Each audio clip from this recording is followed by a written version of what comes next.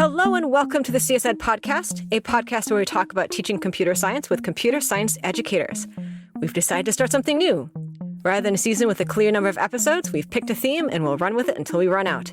This season's theme is What's Next, where we focus on how we've rethought our teaching since COVID-19 came and upended everything. I'm your host, Kristen Stevens-Martinez, an assistant professor of the practice at Duke University. And joining me today is Richard Ladner, professor emeritus at Paul G. Allen School of Computer Science and Engineering, University of Washington. Richard, how about you introduce yourself? Okay, thank you very much, Kristen. It's great to be here. Of course, I'm Richard Ladner, professor emeritus at the University of Washington. I started here at the University of Washington in 1971 after getting a PhD at the University of California, Berkeley in mathematics. And so I kind of converted myself from a mathematician to a theoretical computer scientist and did that for, about 35 years. In the back of my mind was my childhood, where I grew up with parents who are deaf. And I saw the kind of innovations in technology that really benefited them. And so after being a mathematician, theoretical computer scientist, but learning about, the technology, the kinds of systems that are built, compilers and all the things that computer scientists do, I wanted to take what I've learned and get into the technology for people with disabilities, which I call access technology. But I should add another piece to my background, and that's my interaction with students, other than just college students. Of course, I taught classes all the way through that 46 plus years that I was at the University of Washington. But as a graduate student, I was part of a program teaching math to elementary school kids. I would come into a classroom, and it was mostly kids in low resource areas, in African-American communities and stuff like that around Berkeley, and go in for an hour. Of course, I didn't have to control the class. Thank God the real teacher was there to do that, but getting out the mathematical ideas at the time that kids were learning. And that was a lot of fun, and I really enjoyed that, and that was always in the back of my mind. Also, when I came to University of Washington, I started working with kids at a local middle school in a deaf program. The kids were all deaf, and this was in the 1980s. And what did I do? Well, I taught them Logo, and that was really a lot of fun, too. So I've always been doing this sort of outreach stuff forever. And so that's kind of how I got into the K through 12 education work that I'm doing now, as well as the accessibility work for research and also the Access Computing project, which is trying to get more students with disabilities in computing fields at the professional level. So that sort of summarizes my background. Awesome. So I think the thing that I struggle with a little bit to understand, and maybe a better way of putting it is, the thing that I know is a large gap in my knowledge is what exactly is accessibility, or what are the considerations as a teacher that I should have about accessibility? And I know that's probably a big question.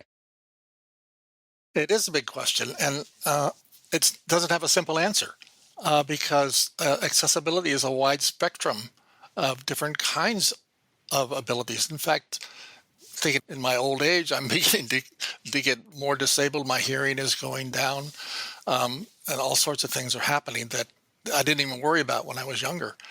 So I think that there is no simple answer. It's very individual, but there are groups. For example, blind children or blind people. They have access through speech, through screen readers.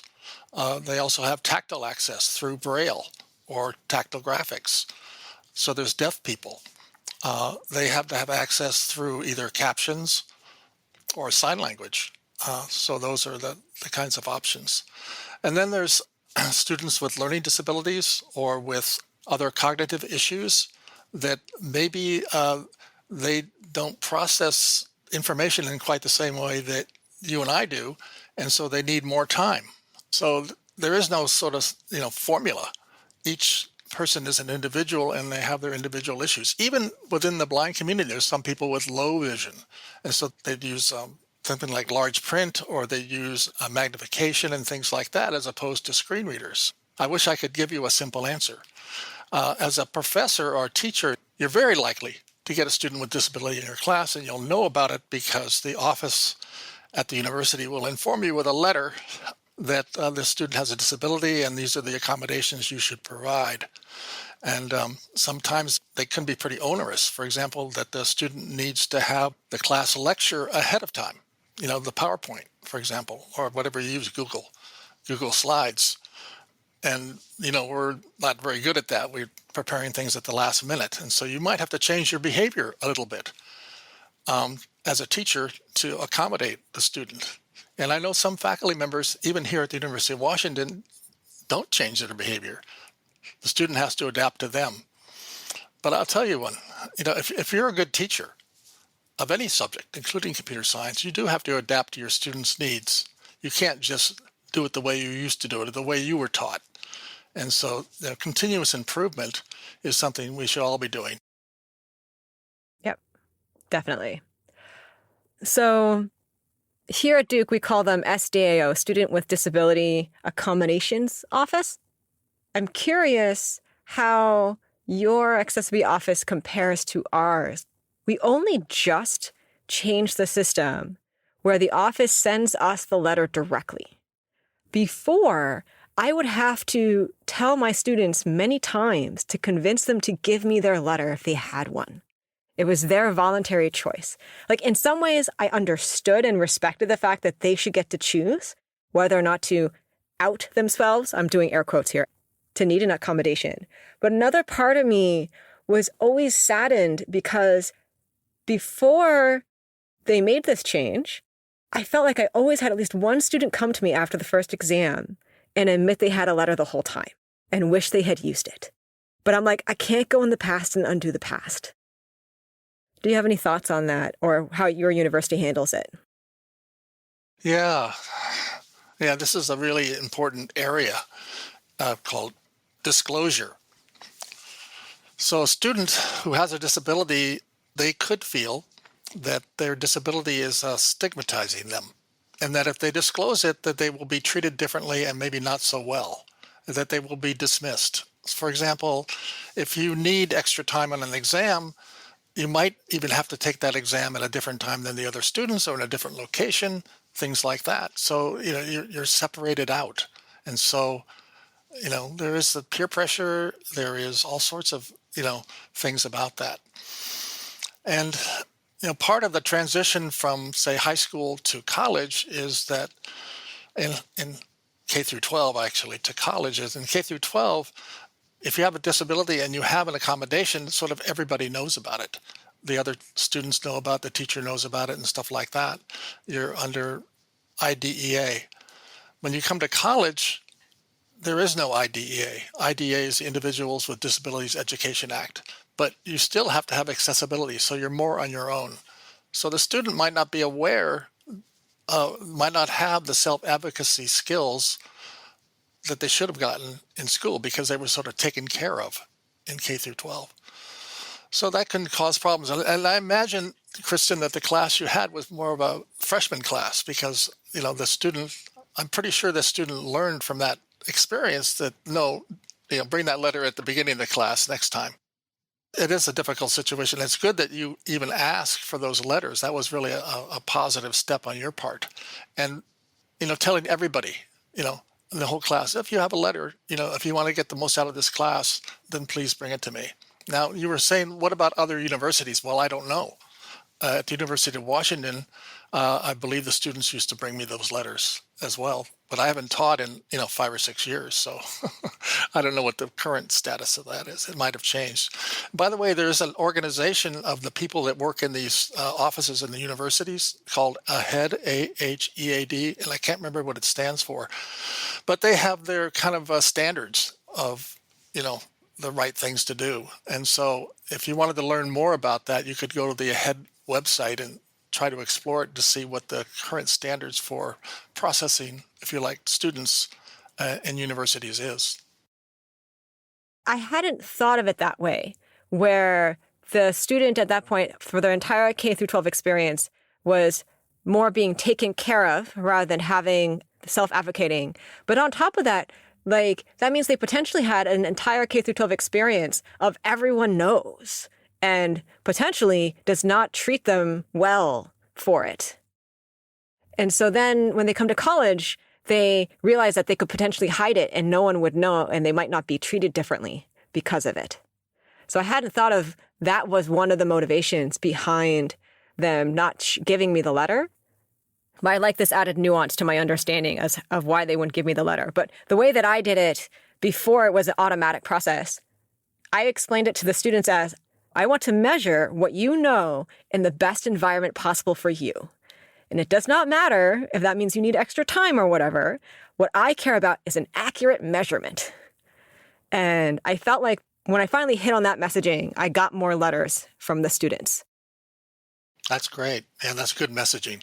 I was thinking about what you said earlier about that the student already feels stigmatized in high school. That could be the case. I mean, there are bullies out there, but I would say generally speaking, there's more acceptance of difference. At least I think I've observed that over the last 50 years, that coming from my own children and from my children's children and things like that, that people are more accepting of differences. Now, there are still, awful people out there that do bad things and don't. And the politics today seems to verify that. But I think the younger people, I think there is some hope. I would believe that. I think it's nuanced and complicated. Like there's many layers to what the student is thinking when it comes to providing that letter, if it has to be them that decides whether or not to provide the letter. Yeah. And actually to go to disability services in the first place, they have to decide that I'm going to do that because they don't have to. Their parents aren't in control anymore. They are. Yeah. And on top of that, I don't know what it's like at your institution, but I feel like most institutions probably make the process more complicated than it needs to be for students to apply to get those things. And from my very limited understanding of some kinds of disabilities, paperwork is the last thing that you want to put in front of them to help them get access to what they need. Yeah. So one suggestion I have for a student that brings you a letter or you get a letter from a student is to have a private meeting with that student to make sure that you do meet their needs, because some of the accommodations, for example, might be new to you.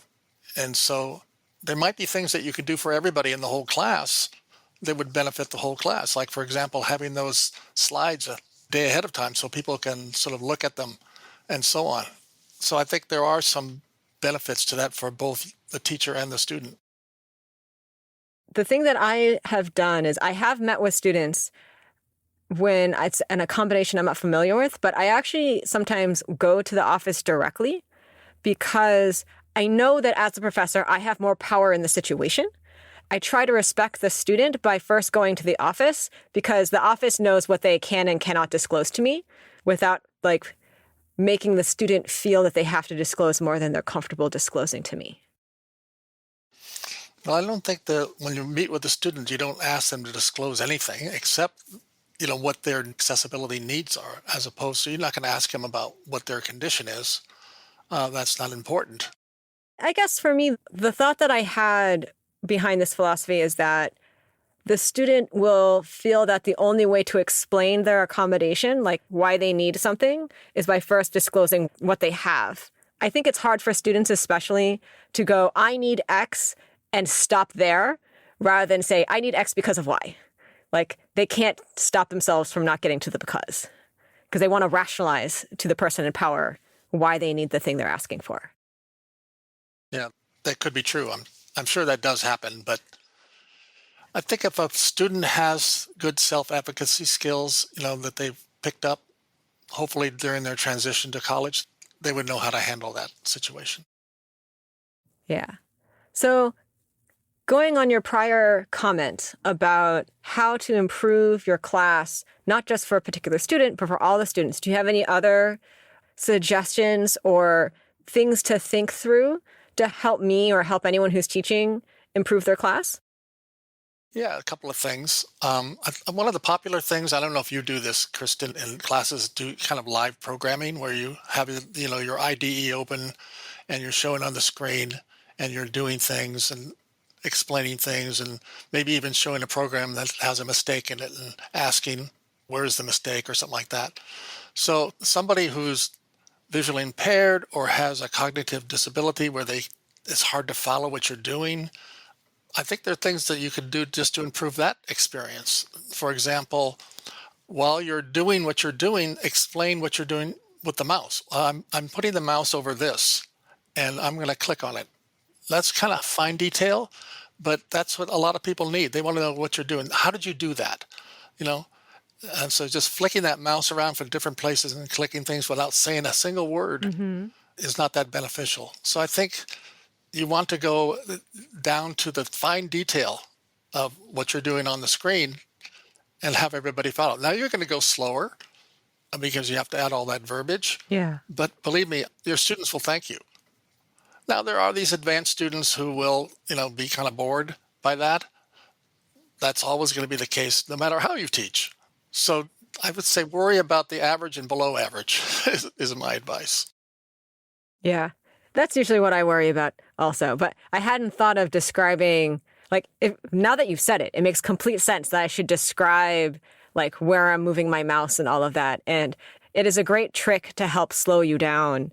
And I don't know about anyone else, but when I teach, I speed up. I talk faster, and I try real hard not to talk faster, but I know that I do talk faster. Yeah, so that's, you brought up another thing. Oh.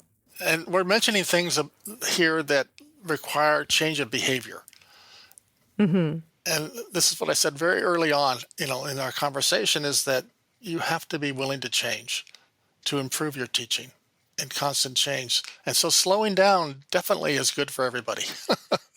And I think it's even good for the top learners because they can get busy with something else they're working on if they want, if you go more slowly. If you go fast, even they're trying to keep up, but then you've lost too many, So go slowly and deliberately and say what you're doing. So here's a counter argument that I could imagine someone providing where they say, I record all of my videos. All my lectures are recorded automatically because they happen to be in a room at their school where it just automatically the screen gets recorded and their audio gets recorded. So should that person still be concerned about, say, slowing down or describing what's going on and that kind of thing, since there will be a video recording of what they've done? Yeah, that's a good question. Here's my advice. And every once in a while, you want to do something that you haven't done before. And so you go to YouTube and you look up a video, how they did it. And I always hone in on the video that goes to the fine detail that says everything, that there's nothing missing, and I figure out then I can do it. You know what I mean? So I think even the recorded video should be at the same detail as the regular lecture. We could probably together come up with 20 different things that would improve people's teaching. Could you tell me more about Access Computing or AccessCSforAll? What do you all do exactly? Yeah, good question. Yeah, so Access Computing goes back to about 2006. It's a broadening participation in computing alliance, one of the first ones. And it's gone through, I think we have had 4 grants now. We just got a new one. Awesome. So it'll be, until 2024, maybe. I mean, the main goal really is to get more students into computing fields and also to support their success in those computing fields. And that computing fields includes computer science, information science, informatics, data science, all the computing fields that we know about. So it's not just computer science. And we work directly with students, supporting them. We have webinars. We send them to conferences like the Tapia Conference or the Grace Hopper Conference. Actually, we've sent quite a few to S3xE as well. In fact, we've had at S3xE, we've had a couple of panels over the last few years of students with disabilities talking about their issues. And that was kind of fun. I think they're the only panels I've ever seen with undergraduates at S3xE. And so maybe we should have more students, give presentations and talk about their experience.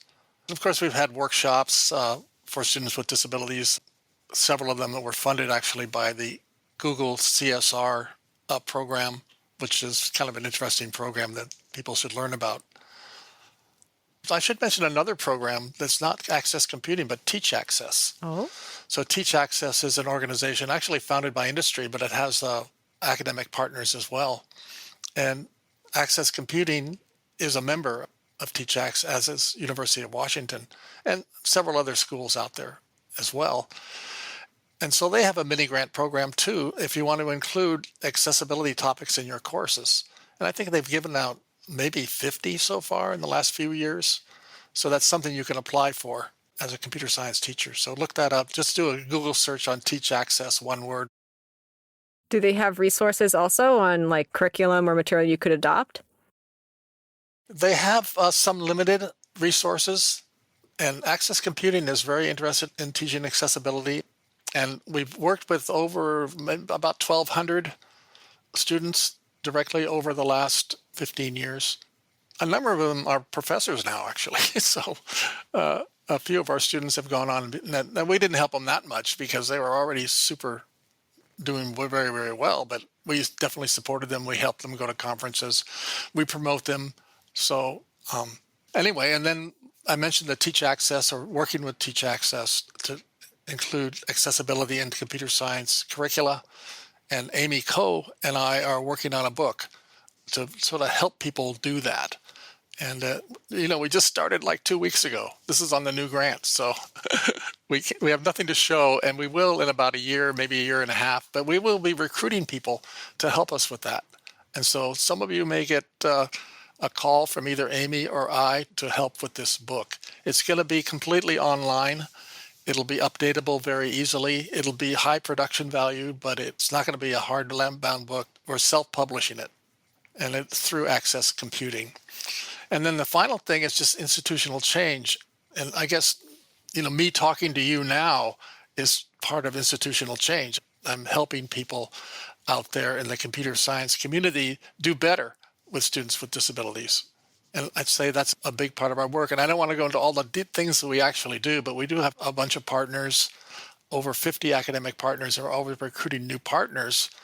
And partners don't have a big commitment, but they have to be committed to our goal.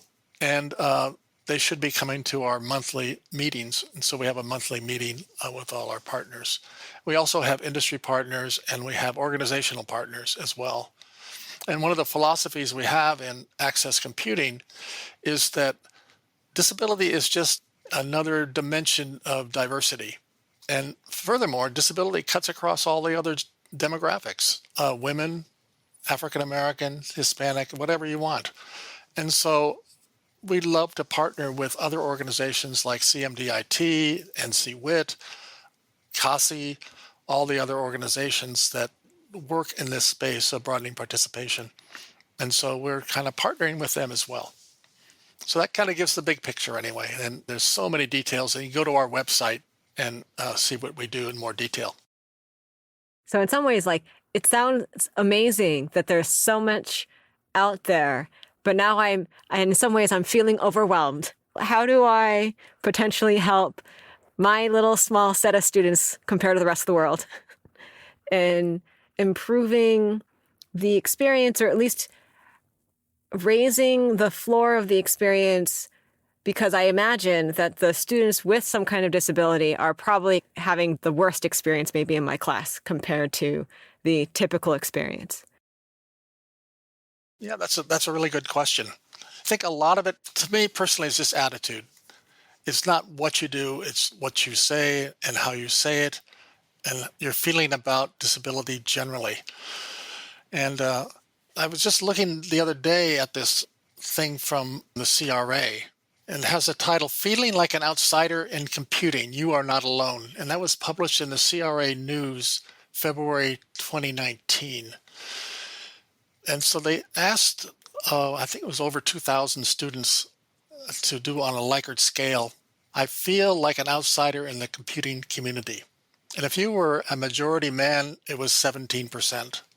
If you were a person with a disability, it was 32%. You felt you didn't belong.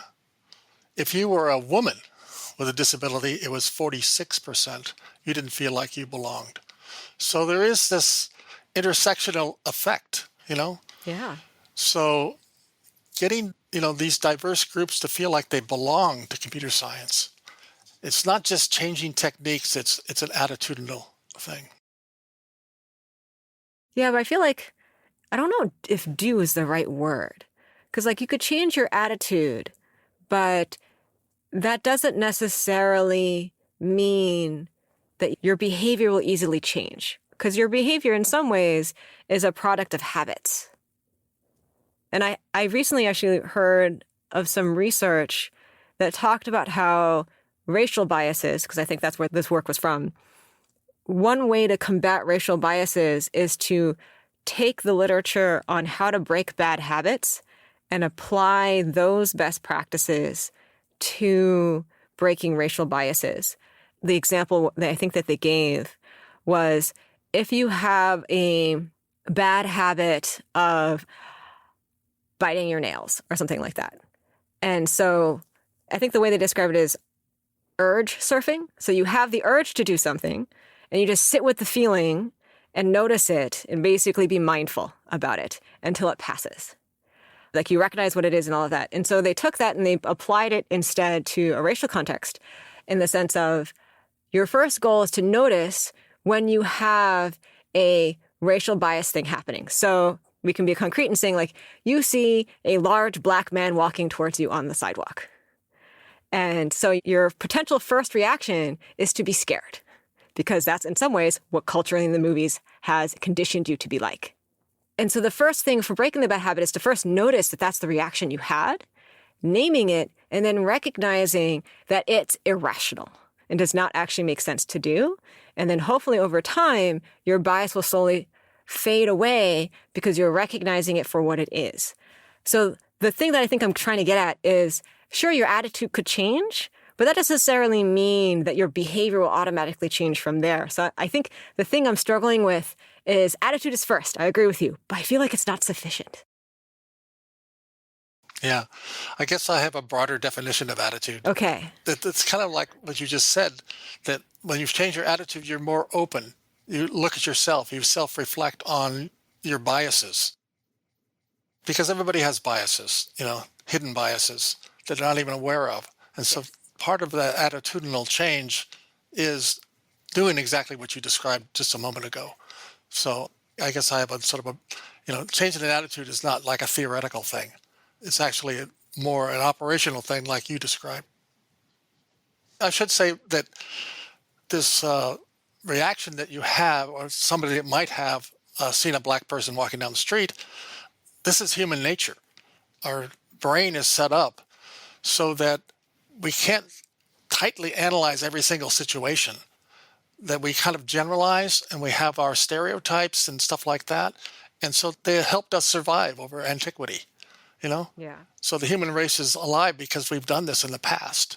But that doesn't mean we have to continue doing it, that we can reflect, we can do better. Mm-hmm. And I think that goes back to the first thing I said at the beginning of this whole conversation is that we should all be trying to improve ourselves all the time. Here I am, 78 years old, and I'm still not there yet. What, you're not perfect? I can't look forward to being perfect at 78? No, hardly. You can ask my wife about that. What are ways to increase the odds of changing your attitude? I think, we in academia, we're learning things all the time. And so I think it's not that hard in the sense that you can read books, you can read articles, you can learn from others and stuff like that. Taking an intellectual approach to start with, I think really helps. And then we're not just driven by our emotions, we're driven by our intellect. And so trying to understand where bias comes from and that it's natural, that it's part of our heritage, and trying to combat it, if you like. I don't know if that's quite the right word, but kind of, do better. So I think we're kind of lucky, I think, as academics, we can think about these things and try to analyze them, read books and look at resources and so on. Even I have read many, many books. It's not just, my personal experience, but I'm learning things all the time. Like just today, I was talking to a colleague of mine who is an expert on children that can only use switches to access computers. And I know a little bit about it, but she knows a lot more than I do. And so I'm so excited to learn what she knows and bring it into my repertoire of information about accessibility. So it's kind of like just use your intellectual abilities you already have to sort of trigger those changes that you want to make. Now I'm curious about these switches. Any like short surprise? Yeah, I could tell you what it is. In fact, my younger daughter is an occupational therapist, and she works with clients who use switch access to computers. So switch access is supported by iOS and Mac OS, and I think maybe Android. I can't be sure about Android. And there's switch things that you can do on Microsoft products as well. So a switch is just a binary switch. So suppose that the information on the screen is scanned at a certain rate, and the thing you want to do gets scanned over. Then you hit the switch, and that choice is made. Now, you can't easily move a mouse with that, so you have to have more keyboard type control of the screen. And that's something for everybody to think about when they're developing a program. Can you run that program without using the mouse or just using the keyboard? Because that would make it much more accessible. Because a lot of people can't use a mouse. It's not just people that are very physically disabled that use switches, but there's people that have tremors. There's all sorts of things that the mouse just doesn't work for them. I'm assuming potentially it might be reading aloud as well what those things are, so they know when to hit the switch when they want to. Yeah, you can add speech to it, or it can be completely visual. And you have a choice. There's always going to be a vision component to this because it's a natural thing. So it's kind of the thing that it's scanning over currently is highlighted. Ah, I see. Okay. And you have to hold that for long enough to do a switch. So you mentioned Access Computing. I feel like you haven't talked much about AccessCSforAll. So AccessCSforAll is kind of a derivative of Access Computing. When this computer science for all movement started, one of the first things I noticed was that all these cool things that kids can do with Scratch and Alice and all these cool things, well, blind kids can't do any of it. There's nothing there for them to do because they can't access it. These are not screen reader accessible. So they're probably not even switch accessible.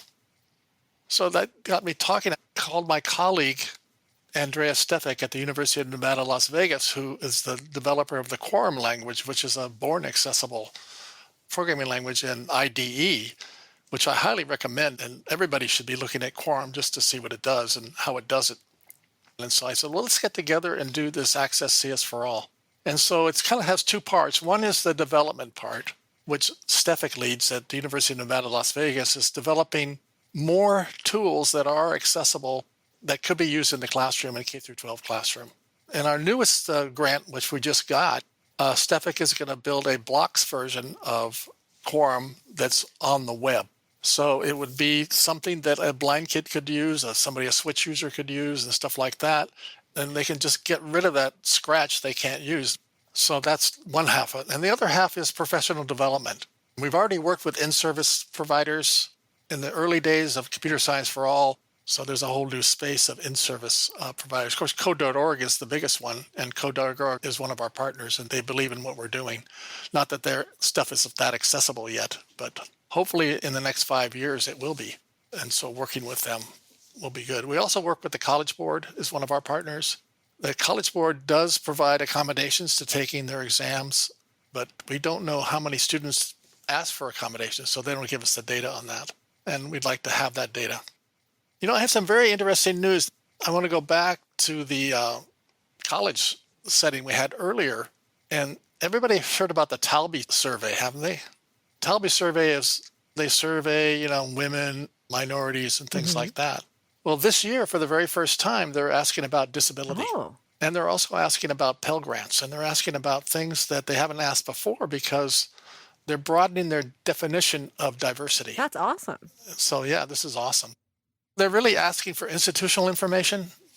How many students in computer science in your program ask for accommodations or actually receive accommodations is what they're asking. And that should be data that should be available in the university database. They don't have to ask students about. So everybody out there, you should encourage your chair, whoever runs the Talby, to make sure you try to answer that question. Don't say, oh, I can't do it. By the way, a number of universities said in a pre-survey that they can't do it, that it's somehow secret. No, it's not, because they do report that at least to the government, because it's money. they need to know how many students they are serving with this, because they need to know how many people to employ and what equipment to buy and things like that. So it's not something that people don't know about. It's not a hidden thing. I've done a lot with data in the last few years, and Brianna Blazer and I wrote a paper for the Respect Conference in 2020. We found that the data about disability really varies a lot from state to state at the K through 12 level. So there's some states like Texas that have very few students, less than 10%, who are under IDEA, while Pennsylvania is like 18%, and it's like twice, it's like double. And so there is not a uniform treatment, if you like, or recognition of disability even from state to state. Now, in the latest report that came out of the State of Computer Science Education 2021 out of code.org, and they have a wonderful table in there at the very end on the distribution from state to state of different demographics, including disability. And that would be under both Section 504 and IDEA, two different classifications of students with disabilities, plus different minority groups and women and gender, just as a benchmark. So if you have that data for your state and you have the same data for your computer science students, you can see if they're kind of commensurate with your state. And of course, you could do that at the district level, at other levels as well. So that's the first time I've seen such a comprehensive table like that. And this has nothing to do with computer science. This table is just about the demographics in these 50 states. It makes me wonder what the numbers will look like between, this entire state versus a computer science department in that state, and how those numbers would compare. Yeah. Well, I think 19 states actually already have reported this, if you look at the same report. And so you can at least compare for those 19 states, the distribution for that state. And I think the final result for the 19 states, the bottom line is that students under IDA are underrepresented about as much as women are underrepresented in computing at the K through 12 level, while students under Section 504 are approximately equally represented. So you're asking, why are they different? What's 504 versus IDEA? And that could be another conversation. So we're almost out of time, and I want to definitely respect your time. So let's transition to the next piece, which is called TLDL, Too Long Didn't Listen. What would you say is the most important thing you want our listeners to get out of our conversation? I think one is to bring into your self-improvement world. I know all of you, or most of you, are trying to do better in your teaching and stuff like that. So consider those students who have a disability. Can you change your behavior to be better for them? And then as a result, everything would be better for everybody else as well. Like the things we talked about, slowing down, being very deliberate about when you do live programming that you're saying what you're doing, and so on. So I think that would be, for this particular audience, my message. Another thing I think people should think about is that bringing more people with disability into our field will make our field better. And this is true of other groups as well. So I think we want to have this diversity because it'll just make us better. We're going to do things differently, maybe, so we're not trying to make them exactly look like us. There's going to be something better because of them. So maybe another nice note to end on is one part of the way you can change your attitude is if there is a student who has a disability, give yourself an extra couple seconds to think about how to invite that student to stay within the community. Just take a couple extra seconds and think about that. And then double that for a woman. Yes, please do. All right. Thank you so much for joining us, Richard. Yeah, it's great to be with you, Kristen. And this was the CSED podcast, hosted by me, Kristen Stevens-Martinez, and produced by Amarachi Anok Aronye. And remember, teaching computer science is more than just knowing computer science. And I hope you found something useful for your teaching today.